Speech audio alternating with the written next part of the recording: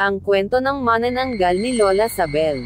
Ako si Lola Sabel at nais kong ikwento ang isang kakaibang pangyayari na minsan nang ibinahagi sa akin ng aking ina.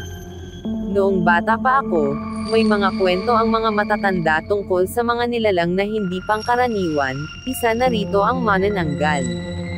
Napakalalim ng gabi noon, at bumisita ang lola ko sa bahay namin. Matapos ang mahaba-habang kwentuhan, naubusan na kami ng mapag-uusapan, at siya ang nagbukas ng paksa tungkol sa mga manananggal, na ayon sa kanya'y sinabi rin ng kanyang ina sa kanya noong siya'y bata pa. Nagsimula ang kwento ni Lola, noong unang panahon, ang nanay ng nanay ko ay may kamag-anak na isang albularyo, paltera, at manggagamot. Isa siyang babaeng may ikatlong mata, at kilala sa kanilang lugar sa paggawa ng mga halamang gamot at pag-aalaga ng mga may sakit. Gustong-gusto niyang umuwing mag-isa sa gabi mula sa trabaho. Dahil pinili niya ang isang tahimik at mapag-isang buhay, naging dalubhasa siya sa pagtulong sa mga babaeng mangganganak, lalo na sa mga baryo na walang akses sa mga ospital o mga doktor ng kanluraning medisina. Sa Sara, Iloilo siya ipinanganak at lumaki, sa isang maliit na barangay. Isang gabing maliwanag ang buwan, pauwi siya mula sa trabaho at ini-enjoy ang malamig at katahimikan ng gabi. Habang naglalakad, may narinig siyang kakaibang ingay mula sa itaas, pero wala siyang makitang kahit ano. Pumipintig sa kanyang mga tainga ang isang sobrang lakas na tunog.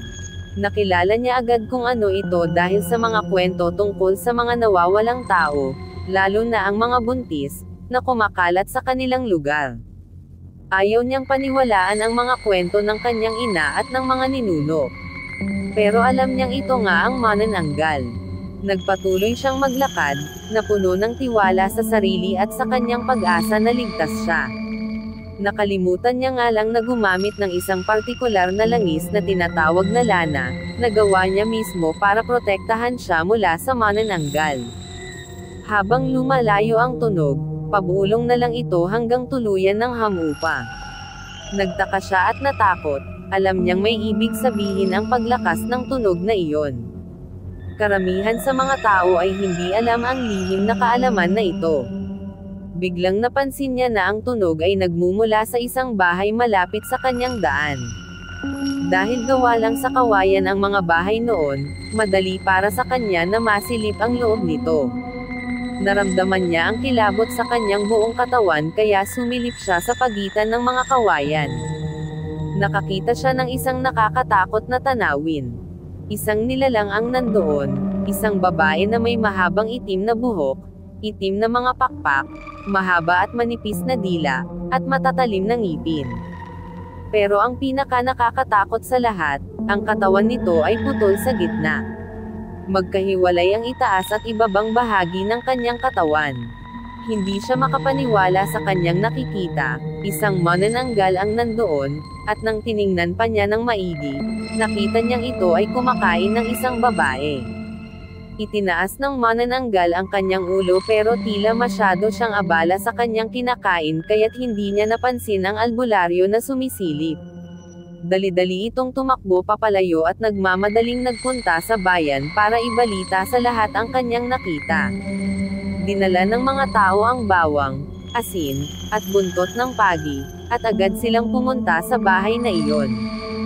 Dahil galit ang manananggal sa bawang at asin, kapag inilagay ito sa pagitan ng kanyang magkahiwalay na katawan ay mamamatay siya.